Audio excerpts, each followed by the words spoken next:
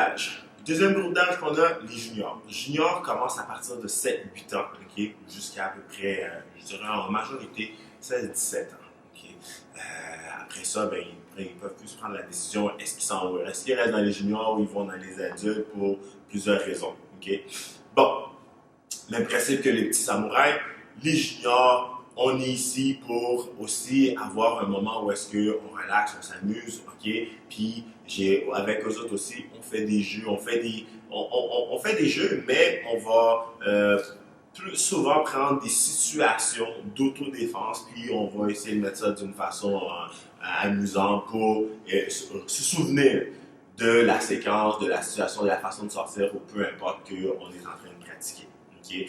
Toujours avec une discipline, toujours important parce que sinon ça devient le fiasco. Dans n'importe quoi que l'on fait, si on a une certaine structure, ça va nous aider puis on va pouvoir continuer et évoluer avec ça. Okay? J'apprends rien de nouveau.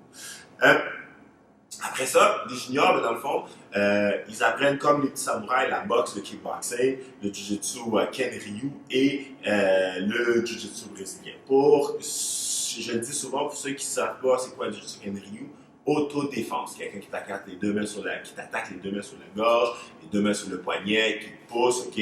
Des situations, des blocs et tout que tu peux utiliser, frappe, pour te sortir de là. Okay? Ken-Ryu, la base, c'est frappe, projection, frappe. Okay? C'est la façon qu'on l'enseigne aux élèves et tout. Okay? On peut toujours être obligé de finir avec une frappe, ça peut être une soumission, un contrôle, juste reculer, créer de l'espace, puis tout ça. Okay? Même affaire pour les adultes. Et à partir de là, avec mes juniors, moi, la façon que je fonctionne avec eux autres, surtout en plus que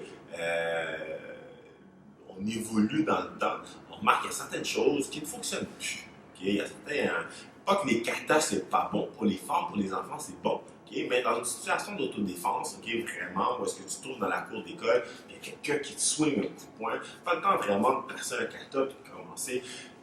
En tout cas, moi, je parle pour moi. Okay? Pour moi, je trouve que quand tu arrives à lever tes mains assez rapides, bloquer, frapper, okay? Puis c'est plus rapide pour toi, surtout si tu as dit à la personne d'arrêter quand tu as les mains hautes de bloquer que si tu as les mains d'une autre façon.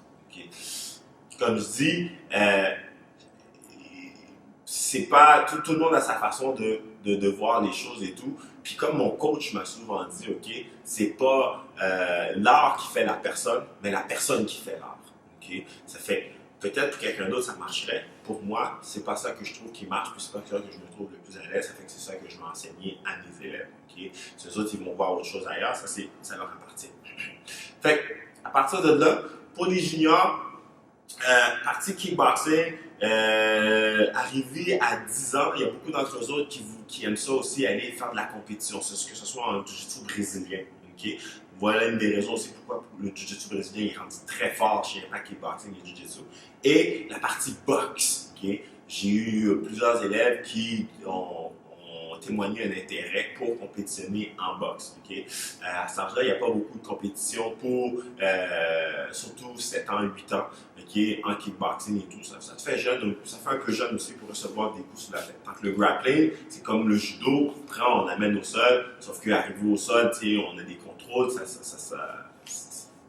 le jeune finit, il va à l'école, où il y a des petites courbatures, mais il n'y a pas reçu de coup sur la tête, il n'y a pas de commotion cérébrale et tout ça. Okay? Pour les juniors, c'est ça. On apprend le jiu-jitsu brésilien, le jiu-jitsu Ken-Ryu et le kickboxing.